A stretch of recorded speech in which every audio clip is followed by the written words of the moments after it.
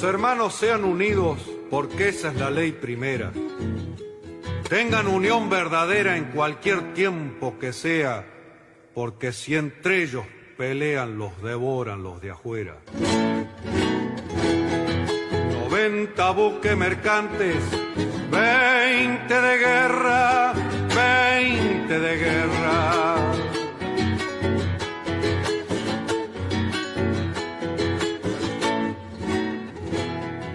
Vienen pechando arriba las aguas nuestras, las aguas nuestras.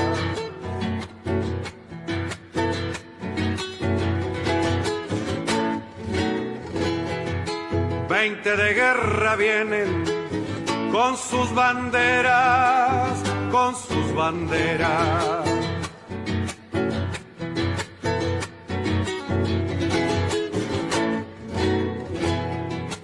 Pucha con los ingleses, quien los pudiera, quien los pudiera, que lo tiro a los gringos, Unigran 7, navegar tantos mares, venirse al cohete, que digo venirse al cohete. Buenas tardes, queridos oyentes.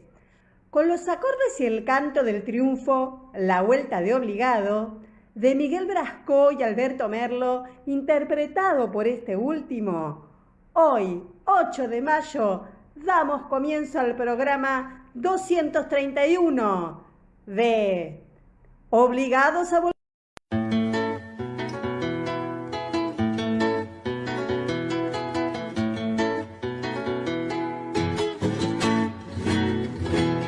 Los hermanos sean unidos porque esa es la ley primera. Tengan unión verdadera en cualquier tiempo que sea, porque si entre ellos pelean, los devoran los de afuera. 90 buques mercantes, 20 de guerra, 20 de guerra.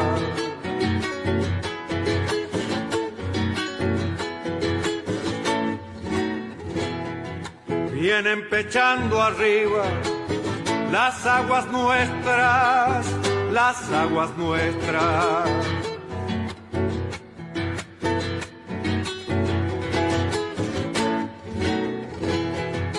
Veinte de guerra vienen con sus banderas, con sus banderas.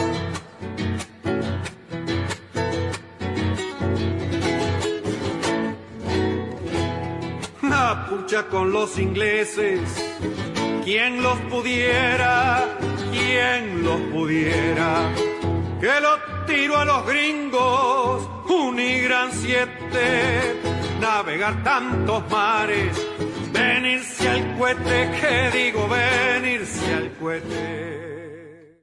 Buenas tardes, queridos oyentes. Con los acordes y el canto del triunfo, La Vuelta de Obligado, de Miguel Brasco y Alberto Merlo, interpretado por este último, hoy, 8 de mayo, damos comienzo al programa 231 de Obligados a Volver. Programa que se transmite todos los sábados a las 18 horas y ahora también los miércoles a las 18 horas por nuestra página en Facebook, Obligados a Volver, programa radial. Obligados a Volver, un análisis de la realidad argentina y mundial desde nuestra mirada, que es nacional, popular, democrática, feminista, latinoamericanista y ambientalista. Obligados a volver, porque como dijo el general San Martín, cuando la patria está en peligro, todo está permitido, excepto no defenderla. Obligados a volver, porque un día de octubre de 2016, un grupo de veteranos activistas del movimiento nacional sintieron la necesidad de sumarse a la resistencia contra el régimen neoliberal macrista y decidieron volver a la militancia activa fundando este programa. Comité de dirección: Norberto Raful, Edgardo Margiota, María Graciela Zavala y quien les habla, Marina Martínez. En la operación técnica, Nicolás Rearte. A continuación, Norberto nos comentará, como suele hacerlo, el temario de nuestro programa de hoy. Buenas tardes, Norberto. Buenas tardes, Marina. Buenas tardes a todos, todas y todes les oyentes de Obligados a Volver. Programa número 231 del sábado 8 de mayo. Como es habitual, lo organizamos en dos bloques. En el primer bloque tenemos la política internacional con Hernán Pereira. Luego le sigue los temas de vivienda y hábitat, que están a cargo de Silvia Agostinis. Y por último tenemos a RS positivo con el dedo de Freud. Pasamos así entonces al segundo bloque, que está compuesto de el panorama teatral que trae Ana Crogliano, comentando libros con Daniel Calderón, y cerrando el bloque y el programa, vamos al cine con Rubén Cusati. Ahora sí, dicho esta introducción pequeña, pero digamos sintética, pero real, adelante Hernán Pereira con la política internacional. Buen día, compañeros. Este es el informe de política internacional. Mi nombre es Hernán Pereira, soy colaborador de Obligados a Volver desde hace ya unos años. Las noticias internacionales más importantes de esta semana nos ubican primero en la cuestión de la pandemia. Es decir, la cuestión de la pandemia está la propuesta de Estados Unidos de liberar las patentes de las vacunas. Esto es de permitir que cualquier país y cualquier laboratorio que tenga las capacidades suficientes pueda contar con el conocimiento tecnológico de cómo se elaboran las vacunas y poder elaborarlas, es decir, liberar ese conocimiento. El tema es que no es un proceso fácil, es decir, no solamente teniendo la fórmula de cómo fabricar la vacuna, inmediatamente se puede hacerlo. Habría allí un proceso que demanda tiempo, se calcula que entre 1 y 2 años para poner en producción la posibilidad de fabricar las vacunas. De todos modos, es un paso importante adelante el de Joe Biden, el presidente de Estados Unidos, porque es la primera vez que ese país tiene una postura vinculada a posiciones nacionales y populares, por decirlo de algún modo, respecto al tan controvertido tema de las patentes por el cual Estados Unidos ha sometido políticamente a muchísimos países a lo largo de muchos años y ha impedido el uso de medicamentos y el uso de tecnología que podría aliviar los padeceres de millones y millones de personas en el planeta para preservar las ganancias de las grandes multinacionales que lucran con el tema de los medicamentos y de las patentes tecnológicas. Bueno, de todas maneras, es un avance importante y hay que destacarlo. Es una posición hoy progresiva, progresista. El tema es realmente muy trascendente porque el 87% del total de las vacunas producidas hasta ahora en el mundo para el COVID-19 han sido aplicadas en los países desarrollados. El 0,3% en los países pobres y la franja que queda de casi 13% en los países de ingreso medio como la Argentina. Es decir, la desigualdad en el mundo se refleja de manera dramática en el uso de las vacunas y en la posibilidad de salir de la pandemia para los diferentes países, para las diferentes naciones. Los desarrollados salen a una velocidad realmente importante, los pobres no salen directamente y los del medio estamos ahí recibiendo algo y tratando de acercarnos a la puerta de salida de la salvación. Este es un poco el panorama que está planteado en este momento. América Latina sigue con una situación francamente desastrosa desde el punto de vista de salud. El único país que tiene posibilidades ciertas de fabricar la vacuna propia es Cuba, que ya lo ha logrado con la famosa Soberana 2 y con la Abdala, y probablemente este mes o el mes que viene ya estén vacunando masivamente en Cuba a la población, y es probable que también se firme un convenio con Argentina para la fabricación de esa vacuna en nuestra tierra. América Latina está sufriendo una segunda ola, no hay país que se salve de esto en la región.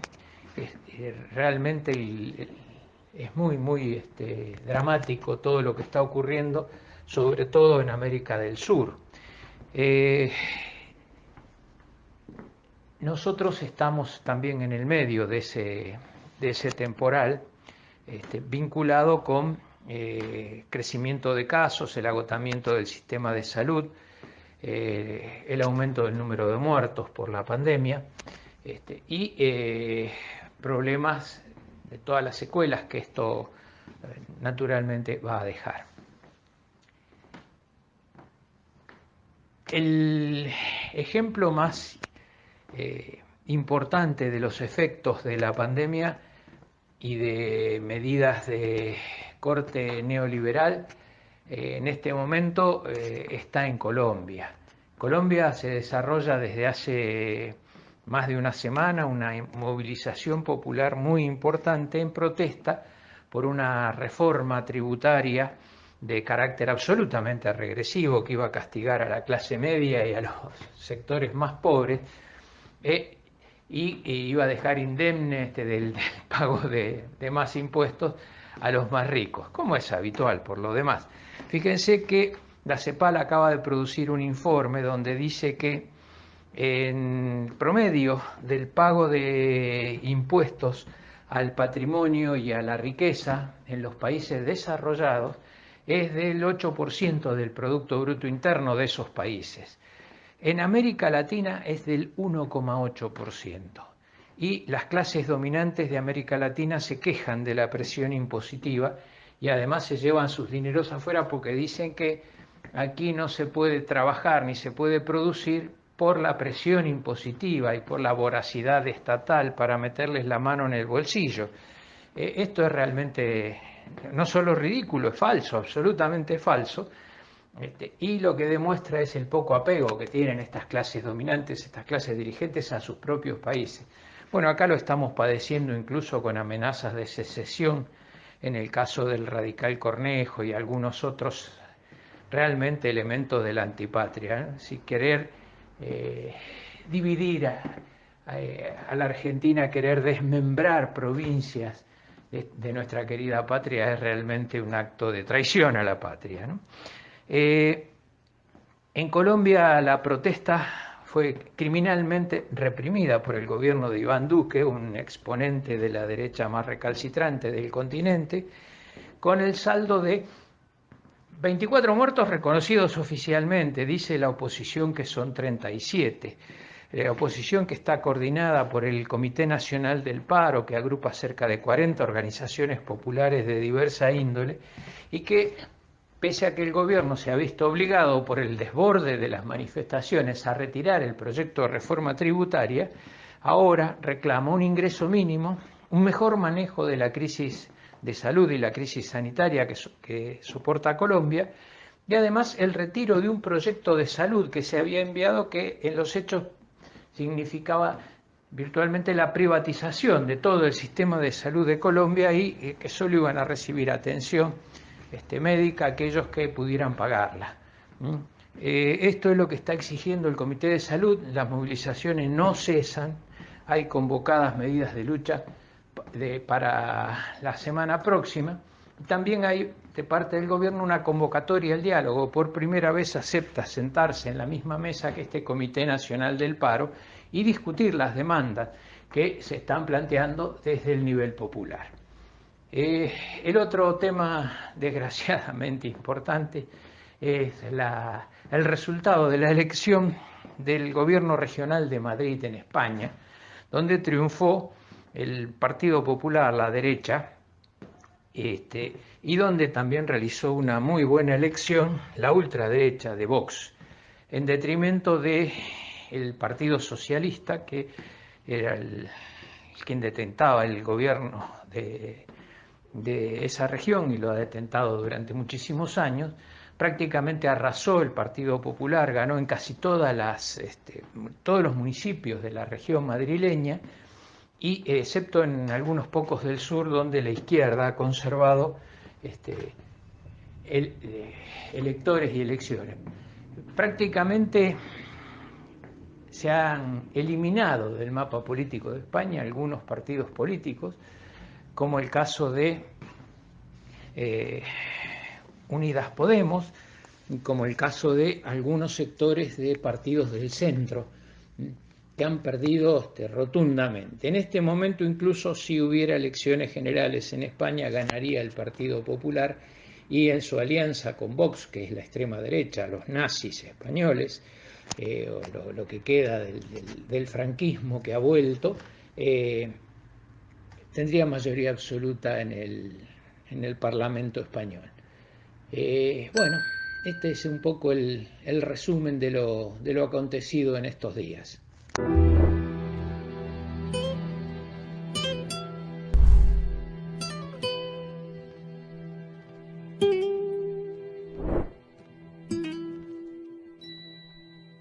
Hola, buenas tardes a todos, todas y todes. Soy Silvia Agostinis. ¿Cómo están? La semana que transcurrió ha sido una semana intensa políticamente y también lo ha sido en materia de política habitacional. Por ello, en la columna de hoy, sábado 8 de mayo, en este espacio de vivienda y hábitat, me focalizaré en los programas habitacionales nacionales.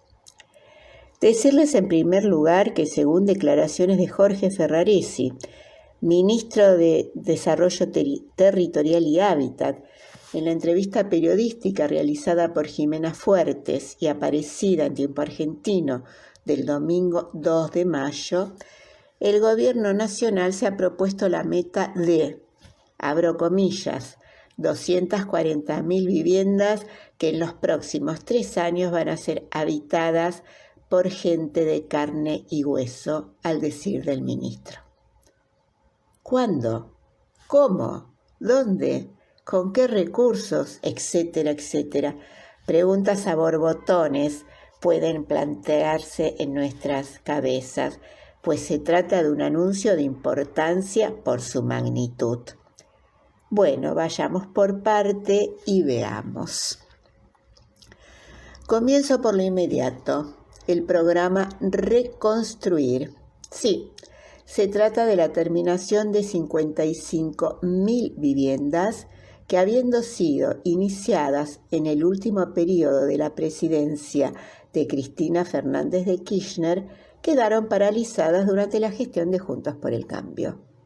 Justamente el miércoles pasado, 5 de mayo, en la localidad de Ensenada, el presidente, junto a la vicepresidenta, el gobernador, el intendente y demás autoridades, entregó viviendas de dicho programa, y unos días antes lo había hecho en el partido de Avellaneda.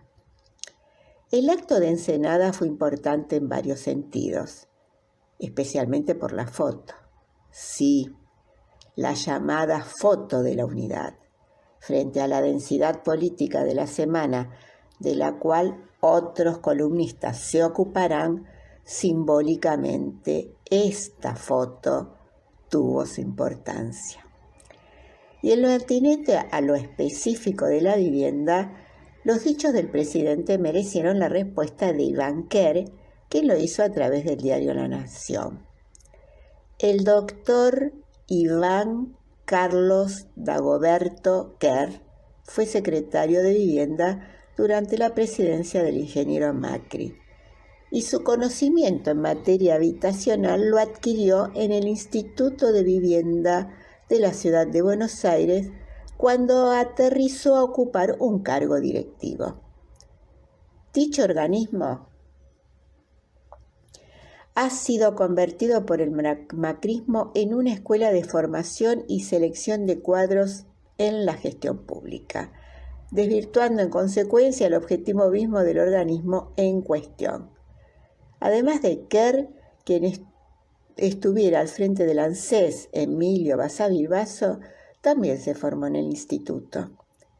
Es común que quienes son convocados a ocupar cargos directivos a dicho organismo del gobierno de la ciudad provengan del ámbito privado y sean ajenos a la temática habitacional. Aunque usted no lo crea.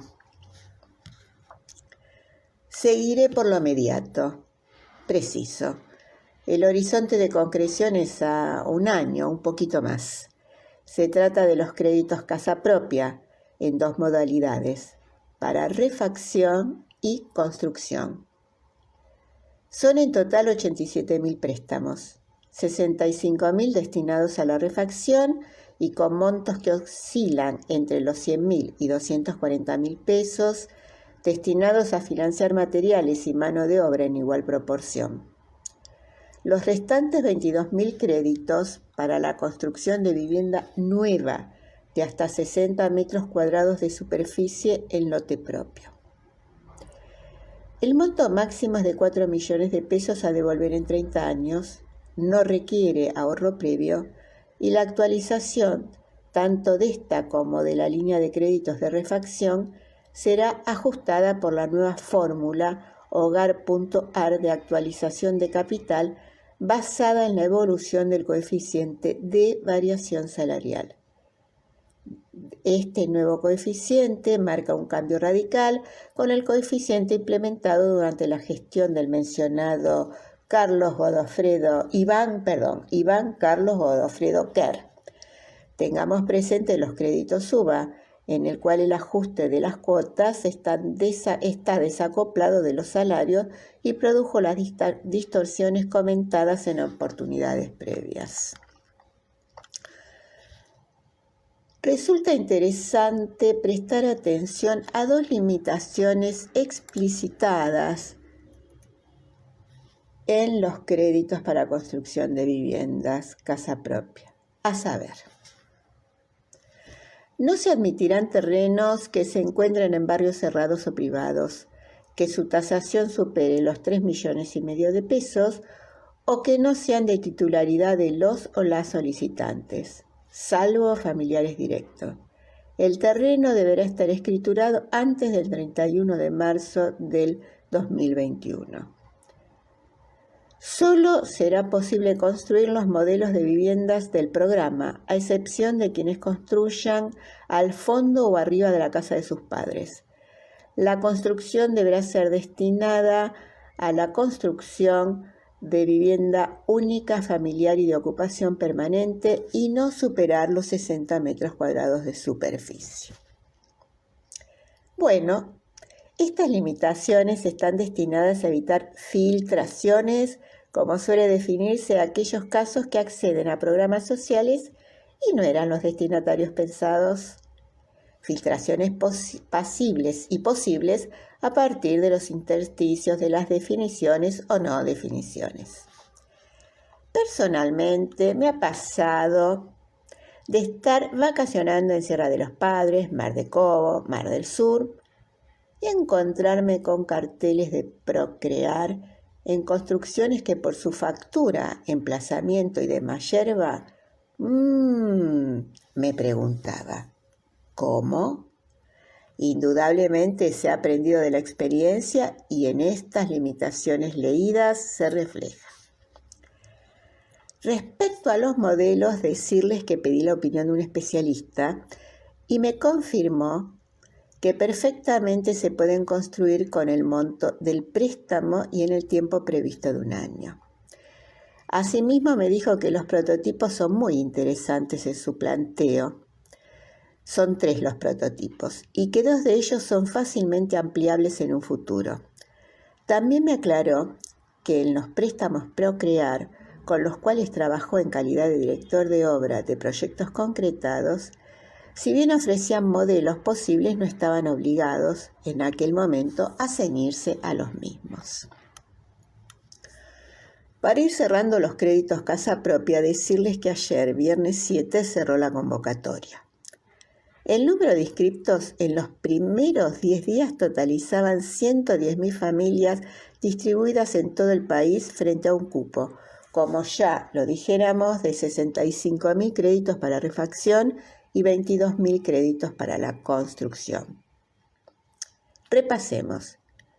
55.000 viviendas del construir, 22.000 viviendas del casa propia, 65.000 casas mejoradas y refaccionadas también del casa propia y las restantes que serán construidas mediante el programa Procrear.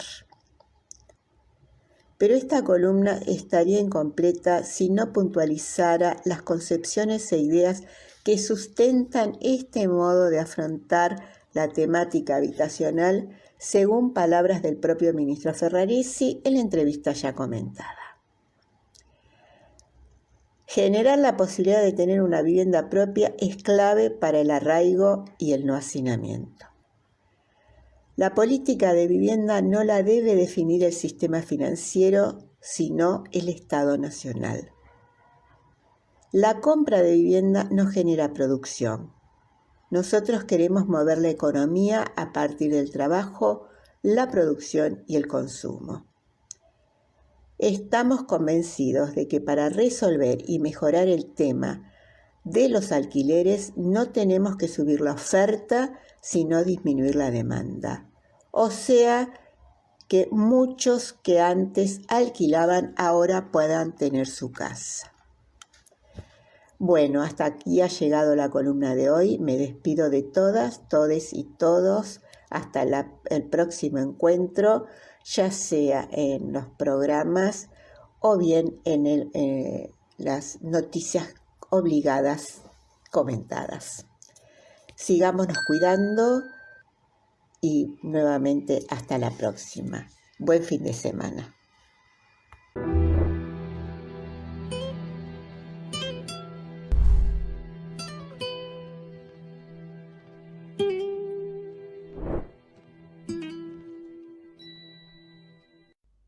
En esta ocasión, y como remate de aduana, RS Positivo tiene el agrado de presentar esta serie titulada El dedo de Freud. En el episodio 1, el dedo en el inconsciente. Entonces, ¿Entonces qué? ¿qué cómo viniste a parar ahí a mi dedo? ¿Y a usted qué le parece? No me puede decir eso, porque, digo, a ver, eso lo dice cualquier analista que todavía no se recibió, cualquier estudiante de primer año. Usted no me puede decir eso. Pero por favor, eso lo dice cualquier psicoanalista recién recibido. No me quiere contestar la pregunta. Lógico, soy psicoanalista. ¿Y qué? Si de contestar a lo que usted me pregunta no sería un psicoanalista, sería un político en campaña o un mal periodista. ¿Qué? ¿Ellos saben las respuestas? No, pero le hacen creer a la gente que sí. Bueno, usted me está invadiendo el dedo y no me está contestando la pregunta. No es que no quiera, no puedo contestar lo que usted me pregunta. Puedo contestar cualquier otra cosa menos lo que usted me pregunta. Me parece que ahora el que se está comportando como si fuera un periodista fake news, un periodista de guerra, un mal político en campaña, es usted. No me ofenda, por favor. No cualquiera lo tiene a Freud en su dedo. Pero usted, ¿es Freud o se hace? Discúlpeme, perro me la dejó picando. ¿A usted qué le parece? Esta es una de las empresas que auspicia este primer episodio. Suscribium y decirle chao a la ansiedad. Suscríbete a RS Positivo. ¿Cómo ve a la Argentina actual? Peor. ¿Peor que qué? Ah, es una buena pregunta, pero no se la puedo contestar. Usted me está confundiendo. ¿Usted me quiere decir que después de ver a los que cerraron la escuela y ahora piden que lo abran en medio de la pandemia, a los que denunciaron la vacuna y ahora piden que lo vacunen, a los que mienten hasta cuando dicen su nombre, ¿cree que el que lo confunde soy yo? Bueno, perdóneme, no quise decir eso. Pero lo dijo. ¿Usted no quiere hacerse cargo de la boludez que dicen algunos de sus compatriotas y me las tira a mí? No. A ver, los que se tienen que hacer cargo de las boludeces que se mandaron son los que se las mandaron. No soy yo. ¿Me entiende? Que sí entiendo. Mira, yo puedo haber inventado el psicoanálisis, puedo entender a un neurótico, pero milagros todavía no sé hacer. Suscritanil, el tranquilizante que tomaba la bella durmiente. ¿Sabe? ¿Qué? Ayer vi a unos libertarios. Ajá, mire usted. Unos anarquistas de extrema izquierda que quieren que no haya más ni Dios ni amor, ni patrones.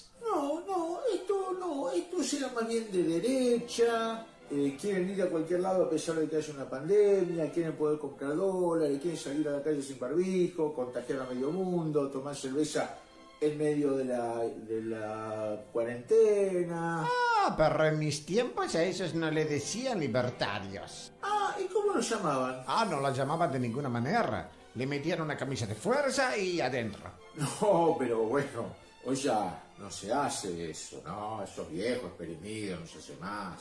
Ay, ¿qué le hacen ahora? ¿Les dan psicoterapia, psicofármacos, coaching, acompañantes terapéuticos? No, bueno, le dan espacio en los medios, en la tele, en los diarios, en las redes sociales, en todos lados, hasta los partidos políticos, en algún gobierno. Ah, Gorilargen Tutenbrucker, con eso no los van a curar, ¿eh? No se van a curar. Lo que puede pasar es que contagien y enfermen a otros de infodemia. Raros los criterios de salud mental del siglo XXI. Y me lo va a decir a mí. Suscrito Pidol. En este mundo alucinante lo mejor es suscribirse a este canal. ¡Ey! ¿Me puedes sacar del bolsillo que no veo nada, por favor? Sí, ahí va. Ahí está. ¿Está mejor así? ¿Está mejor así? Más o menos. Cuando uno está encerrado en el bolsillo, se angustia por sus propias cosas. Pero cuando sale y ve lo que pasa afuera, se da cuenta de que sus propias cosas no están tan mal.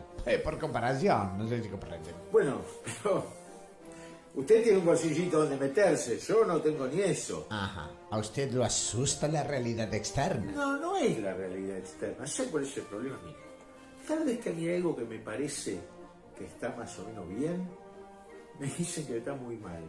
Y cada vez que me parece que algo está muy mal, me dicen que está bien. ¿Quiénes le dicen eso? ¿Quiénes van a ser? Ellos. ¿Ellos? ¿Quiénes? ¿Dónde están? ¿Que dónde están? Mire, están en la radio, en la tele, en los medios, en las redes sociales, en la sopa, en el dulce de leche, en el durazno en almíbar, en el inodoro. ¿Y sabe lo peor de todo? Que dicen que no existen, que dicen que no están, que son un invento. Uf, no sea paranoico. ¿Yo paranoico? Escúcheme. Empiezan diciendo que las vacunas son venenos, pero que hay que dárselas igual. Que después va a venir un extraterrestre y a través de la vacuna se te va a meter en tu ADN y te va a cambiar el ADN. Que hay una conspiración venezolano-mapuche-iraní que va a hacer no sé qué cosa con una infectadura. Y que además hay unos marcianitos kirchneristas que se van a meter, te van a abducir, no a vos sino a toda tu plata y a toda la plata de los que se creen que son ricos aunque no lo sean, y se la van a dar a los que se creen que son pobres. ¿Y yo soy el paranoico con eso que dice? Bueno, está bien, me convenció. Le voy a pedir algo, ¿me puede volver a meter en el bolsillo que es un poquito más seguro? Gracias. Bueno, ahí va. Ahora, ya que está ahí, ¿puede mirar si en el bolsillito hay un lugarcito como para mí? No se deprima, hay cosas peores que estas. Suscribotril y chao depre. Antes de continuar con Obligados a Volver, les invitamos a conocer nuestros otros medios de comunicación. Nuestras páginas en Facebook, Obligados a Volver, programa radial, y La Lealtad, Política y Cultura, donde pueden leer las imperdibles publicaciones semanales y quincenales de nuestros columnistas. También en Facebook, el grupo Obligados a Volver, dispuesto para el intercambio de información y debate entre nuestros oyentes. Y el rotativo de Obligados a Volver, un servicio cotidiano de noticias, música y buen humor a través de un grupo de WhatsApp. Les recordamos suscribirse a nuestro canal de YouTube Obligados a Volver, donde podrán volver a ver y disfrutar los programas ya emitidos. Les invitamos también a enviarnos sus mensajes a nuestra página en Facebook Obligados a Volver, programa radial, por donde se transmiten nuestros programas. Obligados a Volver se solidariza con Milagros Sala, injustamente detenida desde enero de 2016, y con todos los demás detenidos y perseguidos por el régimen macrista y sus cómplices del sistema judicial, por la pronta liberación de los presos políticos. Buenas tardes, queridos oyentes de Obligados a Volver. Soy Ana Crogliano y este es el panorama teatral. En este momento, y teniendo en cuenta que toda la comunidad teatral siempre puso como prioridad la salud y por lo tanto acató inmediatamente la restricción impuesta por el gobierno nacional a toda la actividad teatral en las zonas donde la pandemia en esta segunda ola es más grave. En este caso en particular en la ciudad de Buenos Aires, el Gran Buenos Aires, donde se concentran la mayor cantidad de salas, la Asociación Argentina de Empresarios Teatrales y Musicales presentó ante el Ministerio de Cultura de la Nación la propuesta de un pasaporte cultural, un documento que permita realizar funciones y con el fin de que artistas, técnicos y espectadores asistan y circulen en horarios restringidos de forma segura, un permiso temporal con el que se podría circular camino a casa sin problemas. Además, teniendo en cuenta que en esos horarios donde está restringida la circulación, justamente habría muy poca circulación, se podría impulsar el mantenimiento de las actividades culturales y de esa forma hacer que la actividad tan golpeada se pueda volver a relacionarse con las audiencias, fundamentalmente para que no se rompa un vínculo que después va a ser muy difícil de reconstruir. En ese sentido, el presidente de la entidad, Carlos Rottenberg, en relación al delicado equilibrio que lleva más de un año puesto en práctica, teniendo en cuenta que la actividad con los protocolos vigentes para el teatro es absolutamente segura y se probó en el poquito tiempo en que pudo volver a estar funcionando, presentó esta propuesta ante el Ministerio de Cultura y dijo que ha tenido una buena recepción. Hay muchas ganas de que se pueda hacer y se pueda regresar de ese modo al trabajo. Esta iniciativa contó también con el apoyo del Sindicato Único de Trabajadores del Espectáculo Público, la Unión de Maquinistas de Teatro, la Asociación Argentina de Actores, el Sindicato Argentino de Músicos y la Sociedad General de Autores de Argentina, Argentores. Si bien aún no tenemos respuesta, podría ser una propuesta que, llevada adelante, haga que se vuelva a tener funciones presenciales. En el mientras tanto, y sabiendo que nos tenemos que quedar en casa, otras propuestas son, por supuesto, todas las funciones que se realizan en streaming. Y en ese sentido, quería comentarles la propuesta que hace el Teatro Cervantes, donde aparece una forma de hacer teatro más inclusiva, ya que bajo el nombre de escena visual accesible se ofrecen obras donde algunos personajes actúan en lenguas de señas y estas obras además están subtituladas. Eso hace que la comunidad de personas sordas e hipoacúsicas pueda disfrutar de espectáculos teatrales y además se exploren nuevas formas de teatro. En este momento se encuentra en función y con posibilidad de acceder la obra El presente de Eduardo, que se puede encontrar en el canal de YouTube del Teatro Cervantes. Por otra parte, quería comentarles también la propuesta de menciones de premios Conex que se realizó en esta semana. El gran jurado de los premios Conex 2021 eligió 100 personalidades destacadas de la última década del espectáculo argentino. Una nómina conformada por la designación de quintetos en 20 disciplinas. En ese sentido, hablando especialmente del teatro, recibieron menciones especiales el grupo de titiriteros del Teatro General San Martín, el grupo La Cochera, el grupo Piel de Lava, el Teatro Nacional Cervantes.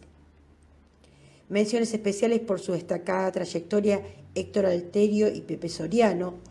Y en esta edición, como actores de teatro, Mario Alarcón, Claudio Dapasano, Osmar Núñez, Jorge Suárez, Diego Velázquez. Como actrices de teatro, Paola Barrientos, Pilar Gamboa, Marilú Marini, Ingrid Pellicori, Lorena Vega. Como directores de teatro, Pompeyo Audiver, Corina Fiorillo, Mariano Tenconi Blanco, Claudio Tolcachir, Ciro Sorsoli. Muchas de estas personas, de estos artistas, hemos recomendado en más de una oportunidad en esta columna con distintas obras de teatro que aún se pueden ver, algunas de ellas en forma virtual. También se decidió homenajear algunas figuras fallecidas durante la década, como por ejemplo Hugo Arana, Antonio Carrizo, Alejandro Urdapilleta, China Zorrilla. Toda esta información se puede buscar en la página de la Fundación Conex.org y encontrar ahí todos los mencionados. Los saludo entonces hasta nuestro próximo encuentro, esperando que algunas de estas propuestas sean de su agrado.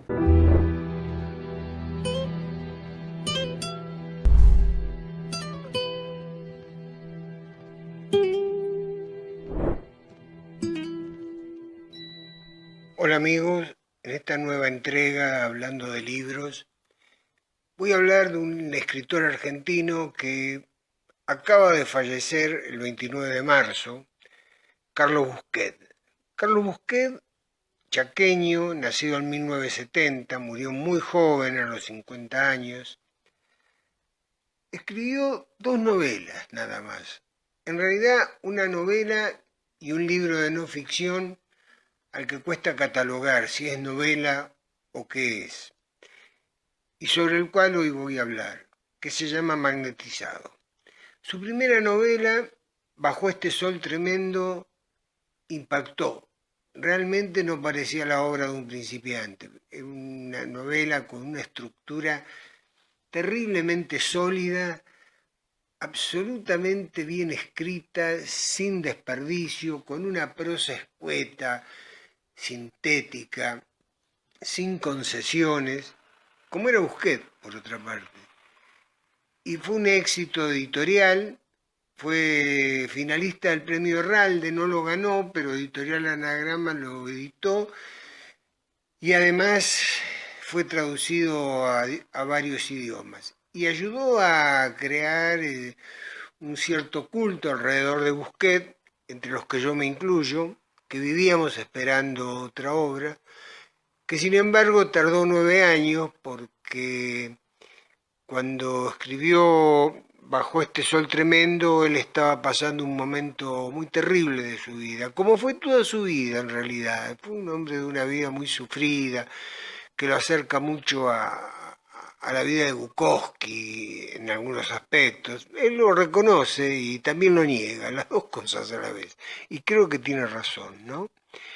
Tardó 9 años en escribir Magnetizado. ¿Qué es Magnetizado? Magnetizado es un trabajo minucioso sobre un hecho ya olvidado. En la década del 80, más precisamente en el año 82, en plena dictadura militar, un chico de 20 años que se llamaba Ricardo Meloño asesinó a 4 taxistas de la misma forma, idéntica, sin que tuvieran relación entre sí. Y esta es la historia de este hombre que lleva 35 años preso y al cual, con más de 100 horas de grabación, Busquet le busca la vuelta para encontrar el significado de esa vida y de esos asesinatos. Esos asesinatos que eran inconexos, que no tenían nada que ver entre sí, que dificultaron la tarea de los investigadores, porque no encontraban un patrón de quién podía matar a 4 personas, a 3 personas en realidad. El primer asesinato fue en provincia y no lo conectaban, pero 3 personas en el mismo barrio, en Bataderos, que era el barrio de Meloño, y donde las mataba de la misma forma. Este es un relato tan frío porque obviamente Meloño, que es un preso psiquiátrico, que ya cumplió su condena, pero sigue preso porque los informes psiquiátricos aconsejan que no está en condiciones de salir en libertad, pasó por diversas dependencias penitenciarias, infiernos que vivió obviamente, y la desgrabación textual que hace Busquet de sus entrevistas son despersonalizadas, porque el asesino es como que relata de afuera, como una película de las que a él le gustaban ver, y le cuesta mucho a Busquet encontrarle la vuelta. Hay quien dice que tiene algo de Capote, de A Sangre Fría. En realidad no es así, porque acá los crímenes están al principio de la novela, ya se sabe, ya lo tiene, ya los va explicando, mechados con su infancia, con la relación con su madre, con la religión, con la cárcel, aparecen los crímenes, van mechando los relatos. En cambio Capote los sitúa al final de la obra, es como que nadie quiere hablar de eso. Esta obra de Busquet, a mí me parece que al final la frase final que dice Meloño, Ricardo Meloño, me parece que da la tecla de lo que buscó descifrar en toda la obra Busquet, ¿no? Cuando Meloño dice que quiero ser una persona normal. Realmente tuvo una vida de anormalidades siniestras que él las cuenta casi sin poderlas conectar. Él ni siquiera puede explicar por qué mataba. Por ejemplo, el primer asesinato se paró en una esquina y estuvo horas parado en esa esquina, viendo pasar autos y taxis, y dijo, bueno, el próximo es ese, y este es. Y se subió al taxi y mató al taxista. Se hizo llevar a un lugar y mató al taxista. Y así fueron todos los crímenes, con una pistola 22, que era del padre, con una relación familiar inexistente y con una relación social que no existía. Era un solitario, era taciturno, caminaba horas y horas, terminó viviendo en una plaza, en la calle, y esto lo lleva a reflexiones increíbles en la cárcel 35 años después, que esto es otro dato que Busquet descifra maravillosamente. Cómo este hombre, que entró siendo un chico desestabilizado de 20 años a la cárcel, 35 años después es una persona mucho más estabilizada, con mucha más capacidad racional, que puede explicar lo que le pasa en la vida. A mí me impactó muchísimo Magnetizado, muchísimo. Cuando lo estaba releyendo para comentarlo hoy, encontraba ese estilo literario tan despojado, tan sobrio, tan negando todo lo que sea el establishment cultural, que me pareció realmente fantástico, ¿no? Yo creo que si a Busquets le hubieran dicho que era un intelectual, creo que tal vez lo era, se hubiera reído, porque él no se consideraba un intelectual. Era un hombre de vida tormentosa, era un hombre que también tenía sus problemas de soledad y sus problemas sociales, pero escribía como los dioses, maravilloso. Es un librito que angustia porque es angustiante, porque la historia lo es, y como está narrada tan crudamente, tan sin buscarle nada que la disimulara, nada que la atenuara, es una obra de un gran escritor, porque no todos pueden relatar el espanto con tanta fidelidad como lo está haciendo Busquets. Yo lo recomiendo muchísimo y bueno, amigos, ya me pasé de mi tiempo, así que será hasta la próxima y que la pasen bien y a cuidarse.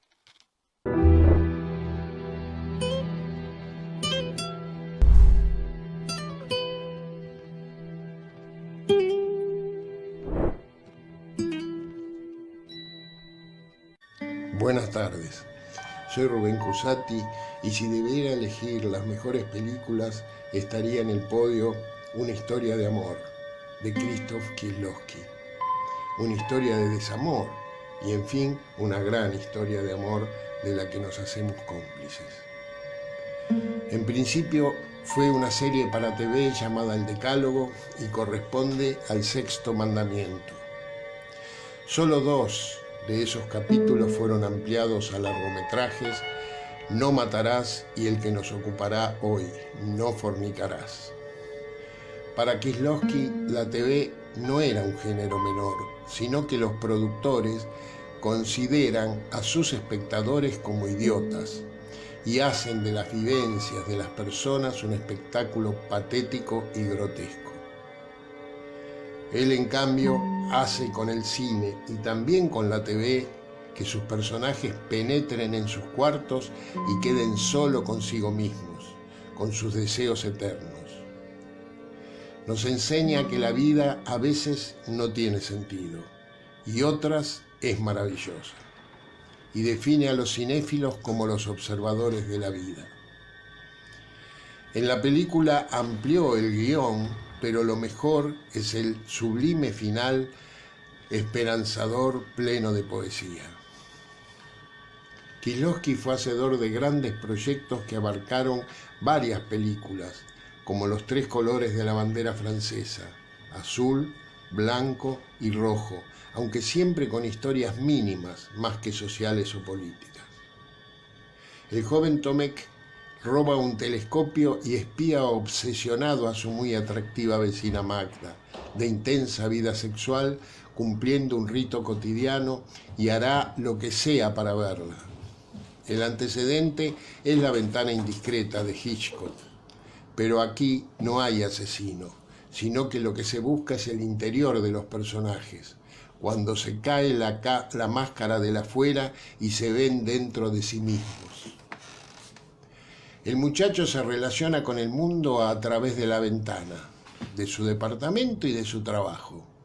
Y su mundo es Magda, sin morbo y sin mal gusto, en un acto de amor e inocencia. Alguien le preguntó a Kieślowski con cuáles palabras se quedaría si debiera elegir 10. Respondió: amor, odio, soledad, miedo, coincidencia, dolor, ansiedad, Dios, responsabilidad. Se le objetó que había nombrado solo 9, entonces añadió: inocencia. Esa opinión es la de J.C. Onetti, tantas veces tachado de perverso. Es el amor en su más pura esencia, el amor virgen, el amor de un joven o una joven que no debiera confundirse con el mero deseo o la banalización de la adrenalina. Un valor que hemos perdido, pues él o la joven viven las cosas con plenitud, sin especular. En Tomek surge un sentimiento extraño y desconocido, capaz de alejarlo de la soledad y hasta de producirle dolor físico. Se está enamorando. Ella, que quizás ha padecido iguales pérdidas, lo humilla con crueldad. Y es en ese momento que Maida recuerda qué es el amor. Somos egoístas, demasiado enamorados de nosotros mismos y de nuestras necesidades. Los demás han pasado a un segundo plano y ya no tenemos tiempo para mostrar los sentimientos y las pasiones. La narración es de una gran delicadeza y transforma en el voyerismo, rechazado por todos los códigos morales, en una pura emoción. La imagen predomina sobre la palabra, que es concisa y breve. En cine, casi todo puede decirse a través de los ojos. Reflexiona sobre los difusos vínculos entre el mirar y el ser mirado, lo visible y lo invisible, lo manifiesto y lo oculto, vinculando las historias a las emociones más que a los hechos. Las repeticiones de los teléfonos, las manos, el péndulo, el rito de los relojes, la leche derramada, la reflexión sobre la soledad, todo eso es deslumbrante. Mientras la primera parte es de Tomek, la segunda es de Maida. El amor es contradictorio con la libertad. Si se ama, se deja de ser libre. Uno se vuelve dependiente de la persona que ama. Kieślowski empezó como documentalista, pero se pasó a la ficción porque decía que no podía filmar a alguien que se estaba muriendo, porque eso es un hecho tan extremo que no se debe alterar. Aunque sí lo hizo Wim Wenders con Nicolas Rey, otro director de culto. Kieślowski no olvidó sus comienzos y entonces nunca concedió filmar en estudio, y como los edificios estaban muy distantes, construyó una torre metálica entre ambos para acercarse. Existe un personaje que en los créditos figura como hombre joven, que no participa en la historia y aparece en casi todas sus películas. En esta se topa con Tomek en los dos momentos más intensos, cuando está pleno de felicidad y cuando lo agobia el sufrimiento. Cuando se le preguntaba acerca de su significado, Kieślowski respondía: lo que a mí me interesa es qué significa para usted. Mírese adentro y trate de averiguar qué significado le atribuyó usted cuando lo vio. Y cuéntemelo.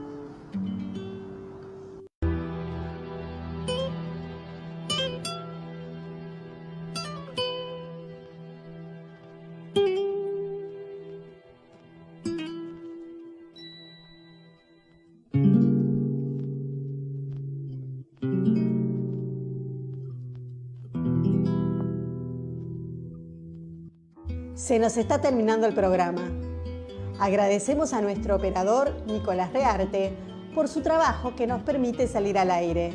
A todos los oyentes por su atención, especialmente a los que ponen me gusta en nuestras páginas de Facebook. Antes de despedirnos, les recordamos que Obligados a Volver ahora se transmite todos los miércoles y todos los sábados, siempre a las 18 horas. Por nuestra página en Facebook, Obligados a Volver, programa radial. Les esperamos entonces aquí el próximo miércoles a las 18 horas. Este fue otro programa de Obligados a Volver, acompañándoles en sus casas desde la de cada uno de los que hacemos este programa, cumpliendo las disposiciones del Gobierno Nacional en la lucha contra la pandemia. Volvimos, pero estamos obligados a seguir militando, porque la patria sigue estando en peligro. ya que la derecha reaccionaria, que no acepta que fue derrotada en las urnas, acecha sin disimulo para desgastar y combatir a nuestro gobierno, elegido por el pueblo. Por eso, continuaremos con nuestra tarea siguiendo el legado del libertador San Martín. Cuando la patria está en peligro, todo está permitido, excepto no defenderla. Recordando y reivindicando nuestras consignas fundacionales: lealtad a Perón, Cristina Conducción.